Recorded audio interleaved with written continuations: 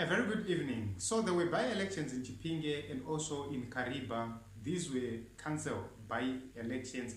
And in Chipinge, we have got a report from the ERC, that is Election Resource Center, where they said there was a polling station. Over 500 people were registered to vote from that polling station, and over 300 people had casted their vote by the time of the report.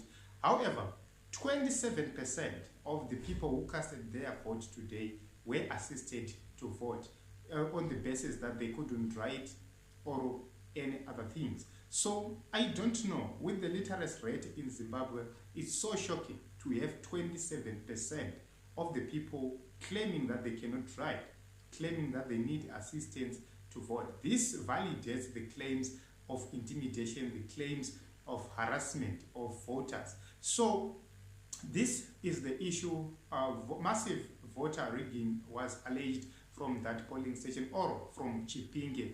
However, the Zimbabwe Electoral Commission denied the allegations and said these are baseless accusations and not true. So as you can see right on the screen, that is the letter from the Zimbabwe Electoral Commission in response to the vote rigging allegations. I don't know, in the comment section, tell me your views.